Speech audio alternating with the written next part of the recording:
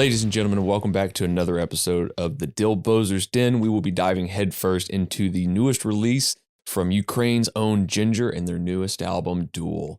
It's been 4 years since 2021's Wallflowers, and there's been a lot that has happened in the Jinjer camp, with the band taking a bit of a break or a hiatus from touring to help out in the relief efforts due to the Russian invasion of Ukraine. Also, during this time frame, the band had spent about 2 years writing for this release. To get back into the tragedy that has taken place in the Ukraine, the band in around June of 2022 was given permission to tour by the Ukrainian Ministry of Culture and to be like an ambassador for Ukraine. So a lot of their more recent merch has had the blue and yellow on it from the nation's flag. But to get back into the release, I've been looking forward to this one for quite some time. Wallflowers was a great record, extremely aggressive in all the right places, extremely catchy in all the right places, varied with all of the influences from the band on there. But you get a little bit more off this release. I was really happy about the singles from the album, everything. And the performance on this record are top notch, which we will get into today. But a little bit of background with the band. The band formed in 2008 in Donetsk, Ukraine, and has released a total of 4 full lengths as well as 3 EPs. As I said, the band's most recent release was 2021's Wallflowers. The lineup for at least the last 2 full lengths has been Tatiana on vocals, Roman on guitars, Eugene on bass, and Vladislav or Vlad on drums. I do apologize about not being able to pronounce any of the last names on here. I do not want to be disrespectful due to my Southern dialect and the way I speak. I became privy to this band probably around 2016. Didn't really give them much of a listen back then. I might have heard a couple of the singles, but I really became interested in this band around 2019's Macro album. Just really got into it. I picked up the album after it had been out for a while and just thoroughly enjoyed Tatiana's vocals, Roman, Eugene, and Vlad's dynamic of how they played and how tight they were as a unit. We just did a review on Mudvayne's Lost and Found, and the band, how tight as a unit the band is, really makes me think of how much I enjoyed those Mudvayne records early on as a bit. Although musically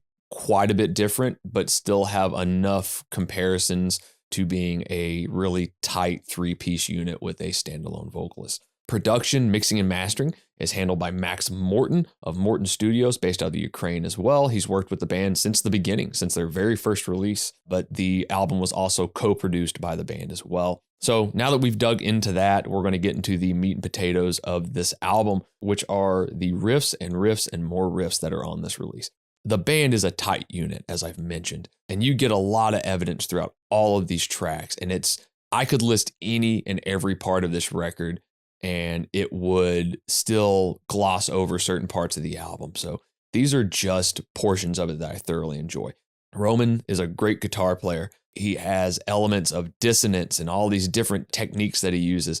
This great right hand with these great rhythms and these great feels that he has. He uses a lot of bends, harmonics, natural and artificial, a lot of very snaky left-hand runs and different little techniques that he does to incorporate that. Everything kind of feels like a solo without being a solo. The riffs kind of go on, and they kind of never end. They do that really rad thing where the riff just goes on for an eternity, and all of a sudden you're back at the beginning of it.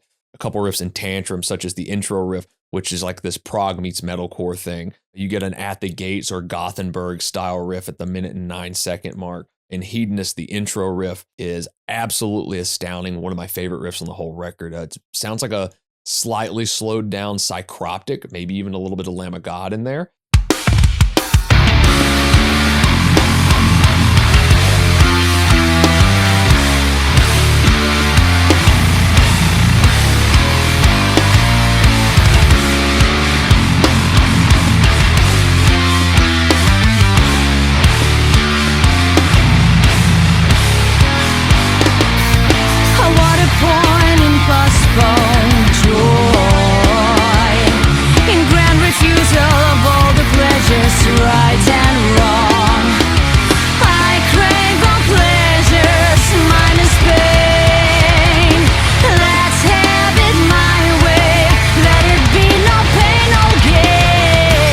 Then you get to Rogue, which is one of the singles and arguably one of the tightest tracks on the whole record.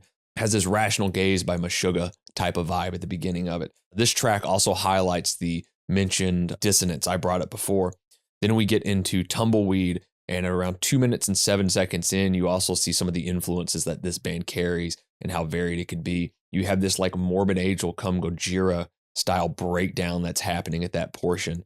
Then you get in the Dark Bile, which at 1 minute and 23 seconds in reminds me of one of the best progressive rock bands of all time, being Rush there. Just how it's all sequenced and how it all feels and how it plays together, but just made me think of like the middle riff of Circumstances by Rush off the Hemispheres album. As I mentioned with Hedonist, another one of my favorite riffs on the entire album, which is the intro riff to A Tongue So Sly.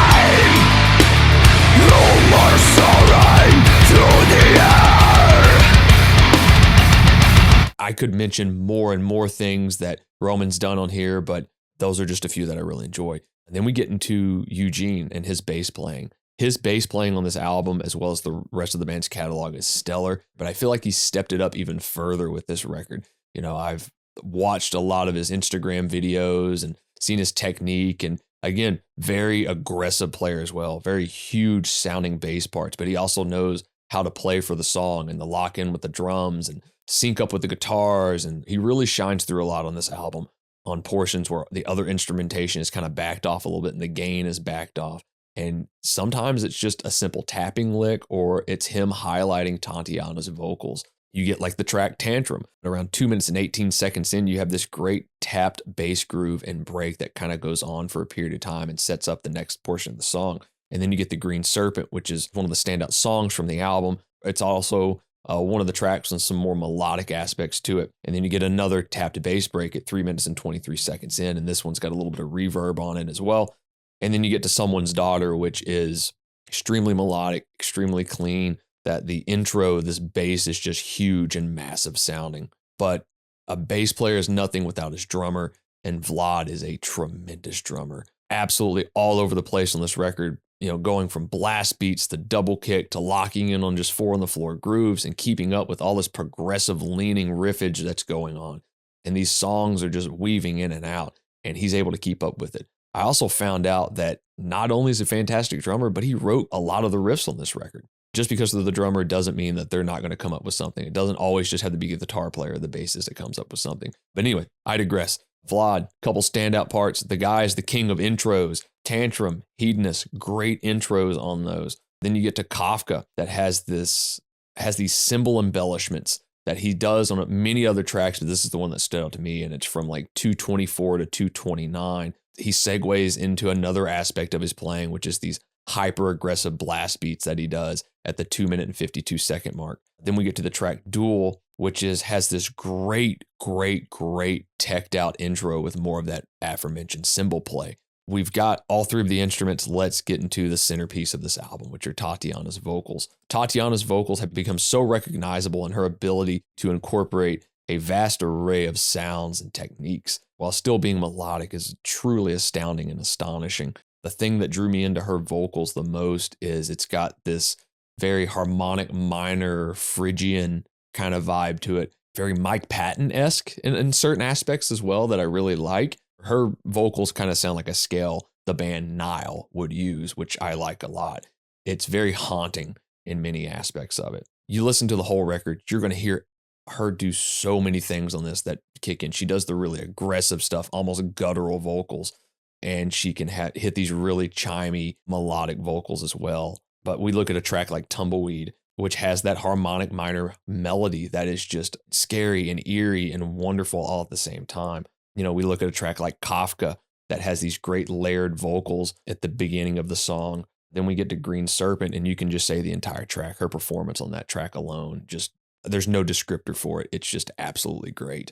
Then we get to the track Fast Draw, which is probably the most straightforward track on the whole album and arguably the most simple and hyper aggressive track on the record. And it also gives you a great demonstration of her aggressive vocal styling that she does. And then you get to the title track and you get to see how well she can blend the good cop, bad cop thing. It's a fantastic record. I was really looking forward to it. It's a great, quick listen. Tops out at about 43 minutes long. I mean, there are tracks that I could just go on and on and on about, but what a fantastic fucking record. What a really cool, interesting band. The band writes great songs. The band is extremely tight. They're very well practiced.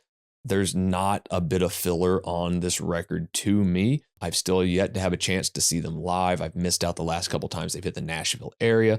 If you do have a chance to see them live, do it. I'm sure this band is intense, venomous, even live. But please check the album out. Let us know what you think. Tell me if I need to eat shit. Another thing I'd like to start adding to my reviews is there are so many releases that come out in a month, and I've started to really want to pay attention to maybe 1 or 2 albums a month that I'm really into, but I don't want to miss any other records that I really enjoyed that came out in the month. So from albums from February, the same month Duél was released. We've got a great new release from Killswitch Engage in This Consequence. The band hadn't released anything since 2019's Atonement. This is a hyper aggressive, fast album. I think one of the better releases that the band has had in many, many years. A band that I had never heard of, an album that I had never heard of, and the black metal band Abduction and their album Existentialismus, which is just crazy, crazy, crazy good shit. Check it out. And then you've got the return of Bleeding Through and their album 9, which is a fantastic return from that band. I really enjoyed it. But anyway, Jinjer, Duél, check it out. Let us know. We have new episodes of the podcast dropping every Wednesday. We have a playlist on hits from the crypt and riffs on repeat. But for now, thank you for joining me, and I'll see you guys later.